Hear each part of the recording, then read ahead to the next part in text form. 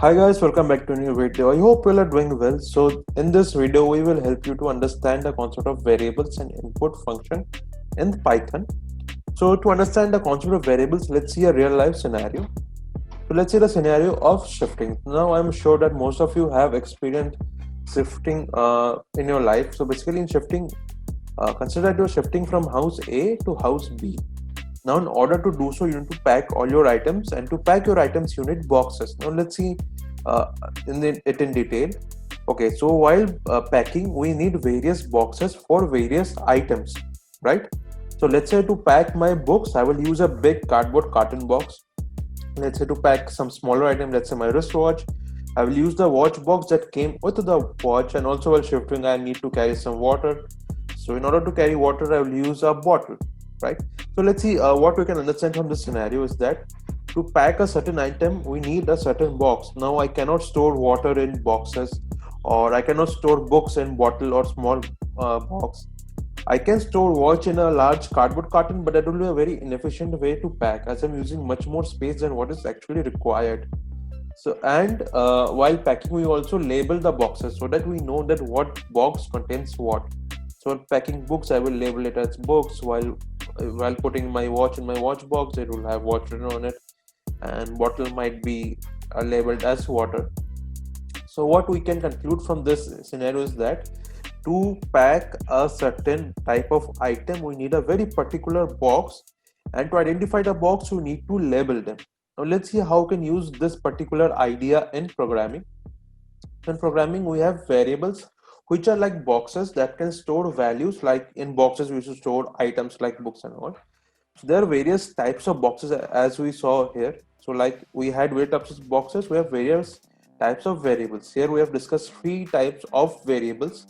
So first variable or box is for type integer, which is also denoted by int.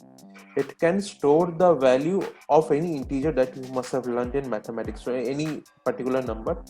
And the box can be labeled like so. So this is the box name and this is the value that it is storing, right? So first of integer, then we have float.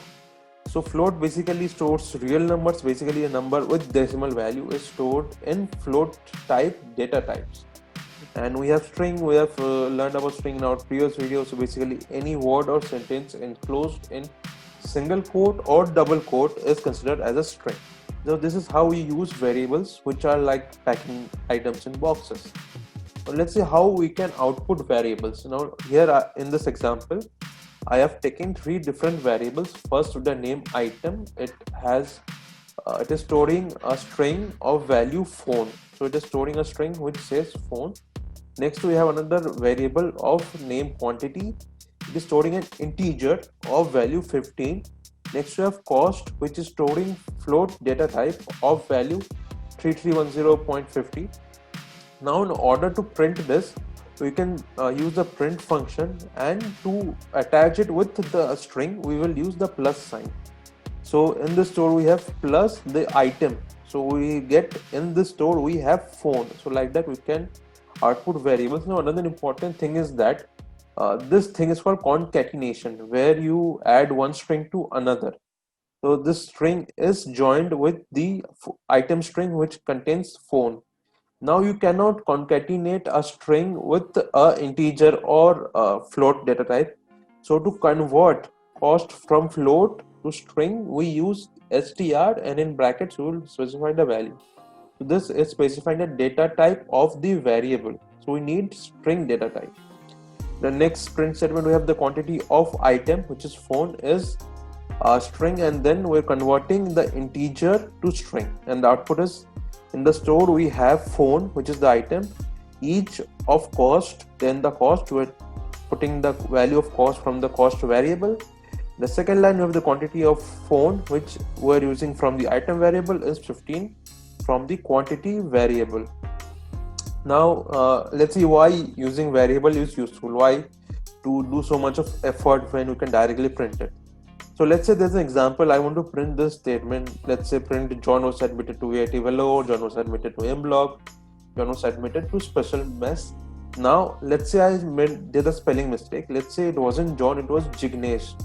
So I have to change all the print statements. So that can be a little hectic.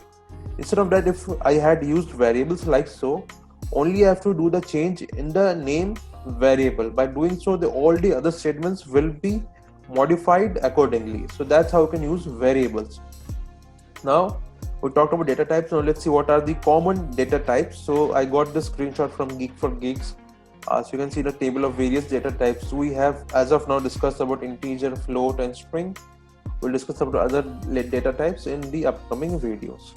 Now let's see what an input function is. So as the name suggests, this function is used to input data from the user.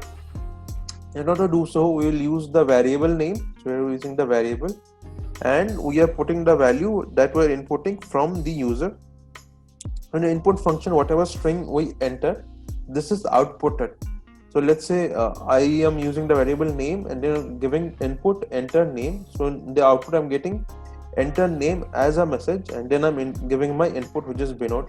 Please do not spam Binod in the comment section. Anyhow, now in order to input string, it's by default inputted as string. Now to input integer, we need to specify that we need a value of integer. So m1 is a variable that will store the value of an integer. So we need to specify int, then the input function. So the input function will be inside the int type. So m1 will contain the marks of calculus, m2 will contain the integer marks of Python programming, and there's another variable of type grade, which is of type float, and it will keep the value of class 12 board percentage. Now we will get the total marks by adding m1 and m2. So we'll get the addition of calculus and Python programming marks. Now as we use the print function, we use the same thing. First we'll enter the name, was admitted to VAT load having 12%. We'll convert the float of grade to string, and in the second print function we'll print name and has code, and in the total from here we get the total value, convert that to string and print it. So let's see what the output is. The first is asking for the name, we entered Binod. Then it's asking us to enter the marks of calculus. We're inputting 86. Enter the marks of Python programming, 92. Enter the class 12 board percentage. Now it can include float data type. We're giving 88.4. Now it is the final output. Binod was admitted to VAT Velour having 12% 88.4. Binod has total score of 178, which is the addition of 86 and 92. Okay, so that was it for today. Now this time for homework questions. So in this video, I'm giving you 3 homework questions. So first homework is called the arithmetic operator. The second homework is called Python division, and the third is called what is your name. Try to solve this question. These are very simple questions. In case if you are facing any problem, we will upload the solution video very soon. So I wish all of you best of luck. I hope to see you guys soon, and until then, goodbye.